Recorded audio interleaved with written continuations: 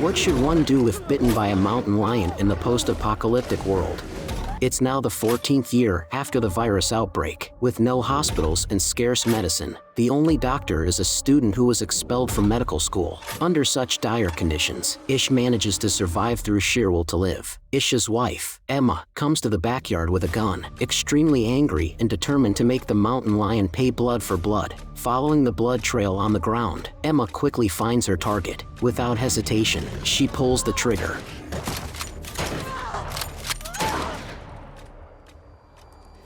Molly confesses to Ish that she lied. She's not a doctor, but only attended medical school for a year before dropping out. It's not until she faces a dying Ish that she feels the weight of this lie.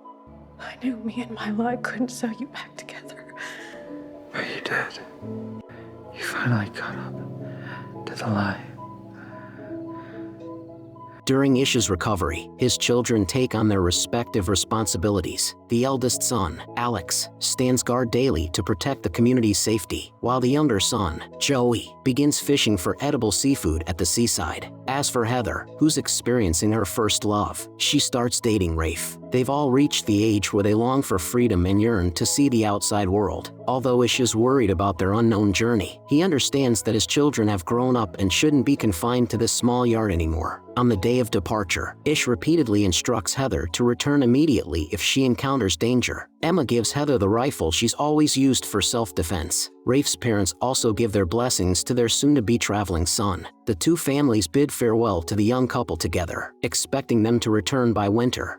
As time passes, the world, without human maintenance, becomes increasingly dilapidated, and new crises gradually approach the survivors. One day, Evie, preparing to cook, finds no water coming from the faucet, and a bad feeling washes over her. This is the first water outage in 17 years since the apocalypse. Ish immediately goes to check the upstream dam, where he finds the rivers have indeed dried up. Evidently, they're facing an extreme drought. Moreover, the water pipes have cracked due to corrosion, forcing them to find alternative water sources. Suddenly, the sound of car engines comes from above, and several cars drive over the dam. Joey excitedly wants to call out and greet them, but Ish stops him. In this environment devoid of law and order, recklessly approaching strangers is extremely dangerous. Upon returning home, Ish takes up arms and gathers everyone to enter a state of alert. He's unsure whether the approaching people have malicious intentions, so they must prepare for the worst.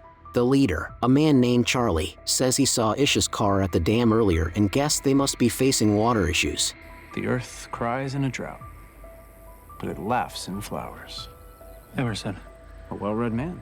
Good book, never hurt anybody. Nah, listen. Fell off a shelf and hit him in their head.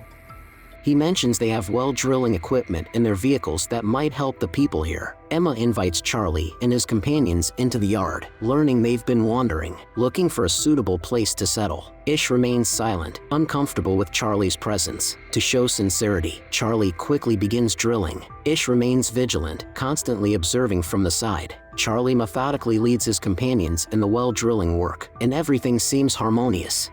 As they interact more, Ish discovers that Charlie's style and philosophy are aggressive, with a strong desire for conquest. Fuck! I got lots of practice. Not just on deer.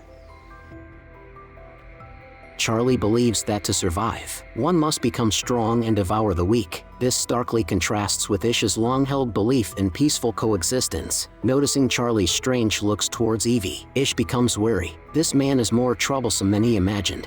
The next day, the well drilling work continues. Charlie's personal charm makes him popular with everyone. Unlike the quiet and reserved Ish, Charlie's words and actions exude leadership qualities. Even Alex, against Ish's objections, insists on joining Charlie's team to help with the drilling. Charlie becomes the center of attention, with everyone following his commands and being influenced by his emotions. Ish stands dejectedly in a corner, lost in thought, feeling a bit jealous but more uneasy. Soon after, clear groundwater gushes from the borehole, and everyone cheers spontaneously. Charlie stands at the center of the crowd, like an emperor delivering a victory speech. Ish expresses gratitude to Charlie and promises to pay him the required gasoline as agreed.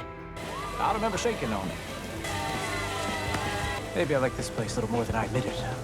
Charlie finally reveals his fangs, clearly seeing himself as the master of this place. Ish leaves with a grim expression, while a cold glint flashes in Charlie's eyes.